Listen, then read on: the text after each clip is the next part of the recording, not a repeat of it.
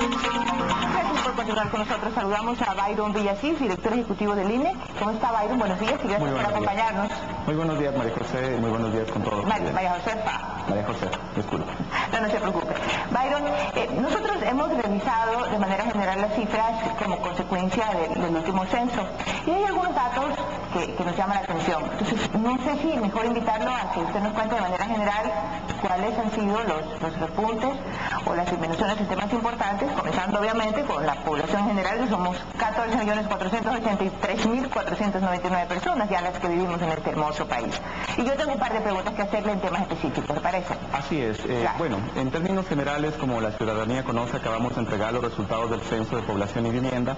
Este ya arroja unas primeras conclusiones que queremos hacer notar. Sin embargo, hay que recordarle a la ciudadanía que son alrededor de 5 millones de datos que hay que irlos procesando, hay que irlos analizando sistemáticamente, puesto que se puede realizar análisis por capítulos, por ejemplo, de educación, de migración, de autoidentificación y una infinidad de estadísticas que generará esta operación que acabamos de lanzar. Sin embargo, como instituto encontramos al menos 3 conclusiones que consideramos muy relevantes y a priori que el Estado las debe conocer y la ciudadanía en general. En primer lugar, el hecho de que los hogares ecuatorianos se están reduciendo en su tamaño. Exacto, era uno de los puntos que tenía aquí Byron, entonces mejor es que lo vayamos compartiendo porque tenemos aquí un cuadrito, características generales de la población estado conyugal, no sé si nos ayudan con el cuadro que tenemos listo sobre el tema, y estamos viendo que el número de solteros sube, es decir, y esto también trae como consecuencia que el concepto de hogar se disminuye.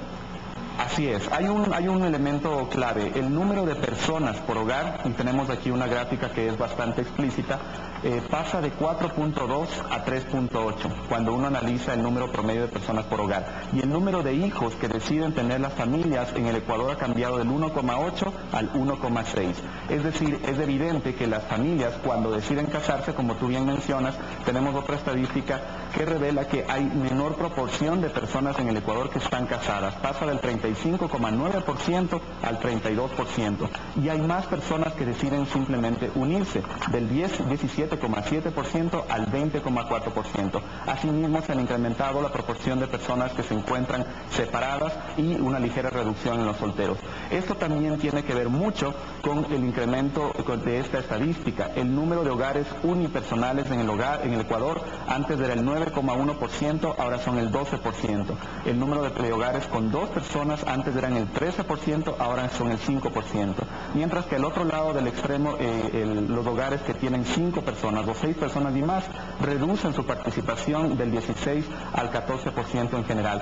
Entonces, Byron, conversábamos justamente con Narcisa sobre el tema de la situación de la gente en la calle y como sabíamos que teníamos este tema, habíamos hecho un análisis general de los temas para este día viernes en los desayunos y el problema fundamental veíamos que era el tema de la familia. La dinámica, el proceso que está viviendo la familia en el Ecuador, pues aparentemente no es muy alentadora porque no solamente las cifras bajan, sino que nuestros viejitos están en las calles, el número de jóvenes y niños afectados por los narcotraficantes y por la gente que los quiere convertir en adictos parece que tienen muchísimo más acceso. Yo sé que este es un tema solo de cifras, pero algo nos debe, por lo menos, estas estadísticas, dar una lucecita para entender qué es lo que está pasando. No sé si en esa parte nos pudiera ayudar. Antes de pasar al siguiente cuadro, que me gustaría tratar el tema de educación, como algo paradójico y contradictorio. Yo creo que una de las conclusiones importantes es el hecho de este cambio en la estructura de hogares que se debe no solamente a una decisión de los integrantes de cada familia, sino al hecho de que la composición y las expectativas que tienen los integrantes del hogar ha cambiado, especialmente el de la mujer. Se han reducido, y el censo ya nos acaba de confirmar, las brechas que existían, la diferencia, por ejemplo, de educación entre el hombre y la mujer. La mujer tiene y quiere otro rol dentro del hogar, decide tener menos niños, inclusive en varios hogares, como ya hemos visto, deciden no tener niños, hasta como una estrategia para poder asegurar el ingreso de todas sus integrantes. Antes, cuando la educación era menos educada, cuando llevamos a hablar del tema de educación, cuando la población era menos educada, inclusive a veces en los estratos más pobres, a los niños se les veía como una estrategia para generar más ingresos, tener más hijos para que nos ayuden a cubrir más ingresos del hogar. Ahora la conclusión es distinta. El ecuatoriano piensa ya 2 veces en tener un niño, en tener un segundo niño, y obviamente está analizando la capacidad económica para poder satisfacer las necesidades de sus integrantes. Pero eso también como consecuencia de un concepto que no le llevó a la mujer sin duda a un buen estatus, porque... Bueno, más allá del buen estatus... No sé si hasta qué punto esta conclusión es un poco solamente vista para el lado de la mujer, ¿no? Yo creo que el matrimonio y el hogar lo compone el varón y la mujer. También la expectativa que tenga el varón con respecto al matrimonio, por supuesto, en todos los niveles afectivos, económicos, profesionales, también impacta con un ser humano que dejó de ser de alguna manera subyugado a unas estructuras sociales. Entonces, en la medida de que todos cambiamos vamos a convertirnos, pero en la medida que todos nos separamos, la familia se puede disolver. Sí, por supuesto que sí, pero también va ligado con un fenómeno social que sucede en la mayoría de países, el tema de la urbanización. Mientras más urbanos son los países, mientras más posibilidades de empleo existen, o más crecimiento, o más expectativa en los propios hogares, si tienes un hombre o una mujer con mejores condiciones educativas, esta persona es muy probable que migre a centros poblados donde hay más oportunidades de trabajar. Eso hace que piense 2 veces al momento de adquirir una casa. Y esto es muy interesante también porque el censo también es de vivienda y refleja que hay una reducción, por ejemplo, en la demanda de viviendas tipo casa y un incremento de demanda de viviendas tipo departamento. Entonces, es cierto, tiene que ver mucho con factores sociales, de lo que decide el hombre, de lo que decide la mujer. Claro, sin duda. Pero estos elementos también tienen que ver con la situación de que la urbanización y la concentración de población exactamente en ciudades con oportunidades económicas hace que ya cambie la lógica de tener un hogar de 5 o 6 integrantes a pensarlo 2 veces para pasar a un hogar pequeño. Byron, y esto también va de la mano entonces con el tema de educación que lo anunciábamos como segundo tema, y es que aparentemente la población ha mejorado su promedio de años de escolaridad de 6 a 9 años. Así es, yo creo que es una de las conclusiones más importantes del censo de población. En general es categórico, el ecuatoriano promedio ha mejorado la situación educativa. Para que tengamos una idea, la tasa de analfabetismo en el 2001 se encontraba en el 9%, ahora se encuentra en el 6,8%, casi 4 puntos porcentuales hemos mejorado en estos 9 años.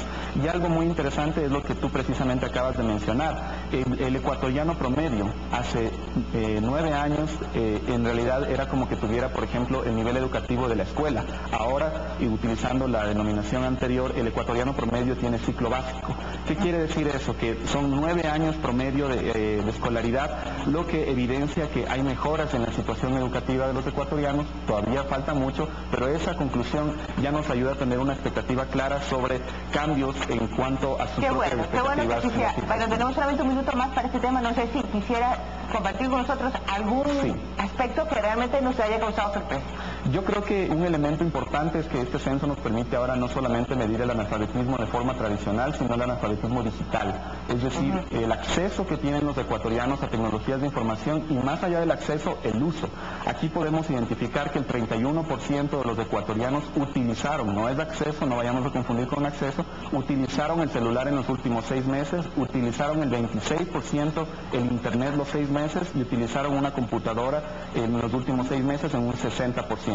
Este indicador es internacional y nos genera la cifra de que en el Ecuador el 29,4% de los ecuatorianos es analfabeto en términos digitales, que de hecho es una nueva meta internacional. Y mientras más crece el campo digital, uno se hace 1.5 analfabeto, 2.5, porque como el campo es enorme y limitado, hay gente que sabemos prender la computadora y llegar hasta cierto nivel, pero realmente el tema informático no permite que la generación pueda tener conocimiento de todo porque crece demasiado rápido, ¿no? Es un factor que tiene una velocidad, una dinámica muy fuerte. Sin embargo, creo que es evidente que las nuevas generaciones tienen mucho más dominio sobre el tema tecnológico y es un elemento también ya de razonar qué tan integrado socialmente estás. Ahora el tema tecnológico es fundamental para llegar a esa conclusión. De lo cual, esa integración social de manera informática, prefiero sacar mi banderita con muchísimas dudas, quedarme en las tertulias, en la conversación, oliendo un buen café, en verse a los ojos, en ver la sonrisa de la gente, poder compartir una lágrima y un abrazo. Así que yo en eso me quedo en la generación anterior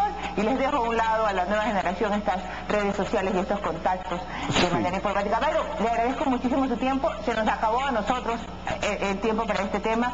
Vamos a seguir hablando del comportamiento social durante muchas semanas más, así que seguramente lo vamos a molestar otra vez para que nos acompañe. No hay problema, solamente un pequeño mensaje para la ciudadanía. Hay millones de datos que ya están a disposición. Les invitamos a ingresar a nuestra página web www.inec.gov.es. Ahí está toda la información ya disponible para que de a poco el ecuatoriano vaya aprovechando esta información y mejore su toma de decisión. Muchísimas gracias. Muchísimas gracias a Bayro por estar con nosotros esta mañana. Y parte del crecimiento de la vida humana, de la vida social, pues va acompañada también con cosas positivas. Y una de esas cosas positivas pues es el talento ecuatoriano. Sí, se trata de Jorge Luis Herier.